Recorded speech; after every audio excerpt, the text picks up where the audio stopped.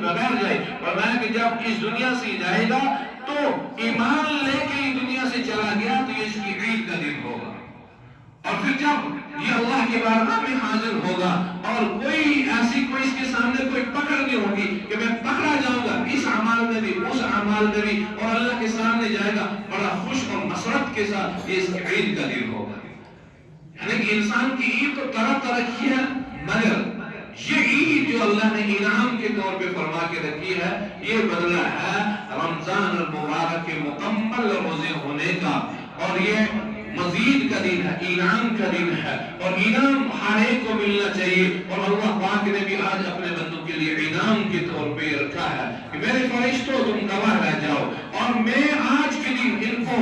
دنیا اور آخرت کی تمام بھلائی عطا فرماؤں گا، اور فرمایا کہ میرے فرشتوں عیدگاہ کے عید کے مجمع کے اندر میرا بندہ آج مجھ سے جو سوال کرے گا، اللہ اکبر، آج مجھ سے جو سوال کرے گا اس کا میں سوال پورا کروں گا، چاہے وہ مجھ سے دنیا مانگے، چاہے وہ مجھ سے آخرت مانگے، جو چیز مانگے، اللہ فرماتا ہے کہ آج میں نے اپنے بندے سے وعدہ کیا ہے نا، آج اسے سارا کا سارا عطا کر دوں گا۔ یہ ہم اگر ایک اپنا کام مکمل کرنے کے بعد، اپنی ڈیوٹی مکمل کرنے کے بعد کہ اللہ نے ہمارے رمضان مبارک کے روزے رکھنے کی توفیق بخشی، ہم نے رمضان مبارک کے روزے رکھے، اور اس کے بعد اللہ نے یہ انعام کے طور پہ، خوشی کے طور پہ یہ دن عطا فرمایا، عید کا دن، نصرت کا دن، شادمانی کا دن ہے۔ ہمیں باقی دینوں کے اندر بھی رمضان کی طرح، جس طرح ہم نے رمضان المبارک کے اندر اپنی آنکھ، اپنی زبان، اپنے کان، اپنے ہر ایک چیز کی حفاظت کی کہ ہر ایک انسان سمجھ رہا تھا کہ میں روزے سے ہوں، ہر ایک انسان سمجھتا تھا کہ میری زبان غلط نہ بولے، میری آنکھ غلط نہ بولے۔ یہ مومن کے لیے، یہ مسلمان کے لیے ہے کہ ہم اسی طرح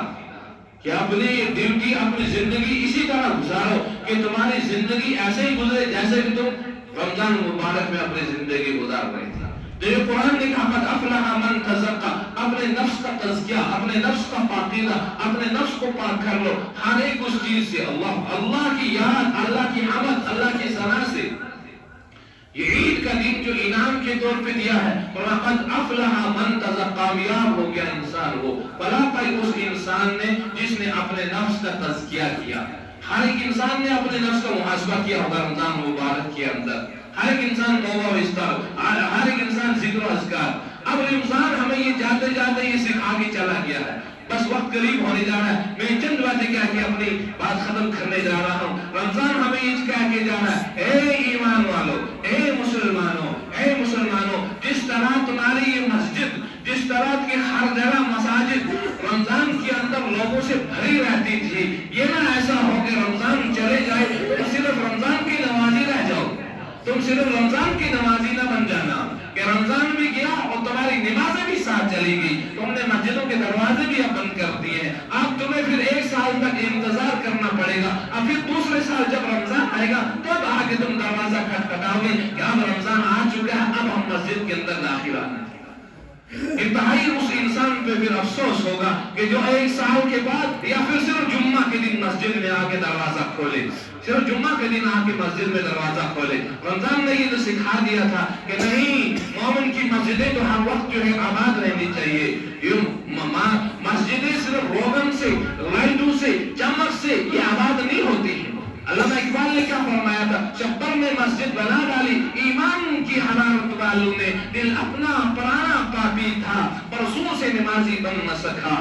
مسجدیں تو بنا دیتے ہیں، مسجدیں تو عالیشان ہوگی، اگر یہ دل مسجد کی طرف نہ ہو، اگر نماز کی طرف نہ ہو تو پھر کوئی فائدہ نہیں ہے، اس چیز کا کوئی فائدہ نہیں ہے۔ یہ آخری بات ہے کہ انسان یہ سوچ لے کہ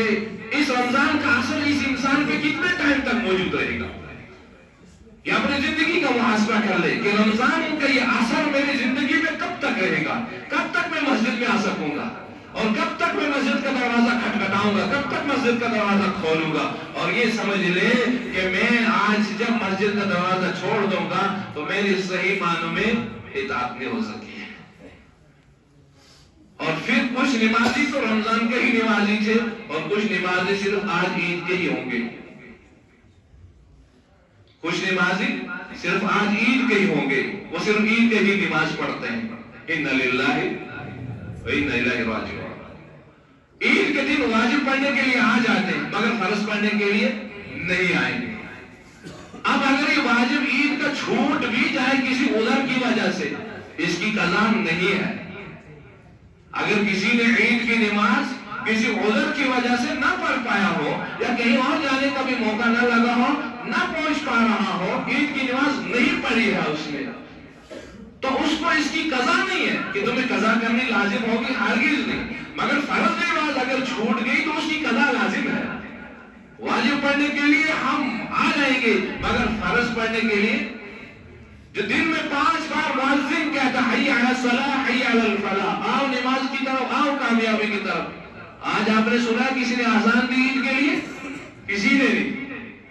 عید کے لیے کوئی تکبیر کہے گا؟ کوئی نہیں کہے گا۔ نہ آزان ہوگی نہ تکبیر ہوگی، صرف اللہ اکبر، 2 رکعت نماز۔ اور فرض نماز کے لیے 10 منٹ 15 منٹ، بعض جگہ اور بھی زیادہ ہوگا، پہلے ہی اعلان کر دیا جاتا ہے کہ اے انسان تیار ہو، 15 منٹ پہلے اعلان کر چکا ہوں، وضو کر کے تیار ہو، حی علی الصلاۃ، آؤ کامیابی کی طرف، حی علی الفلاح، آؤ نجات کی طرف۔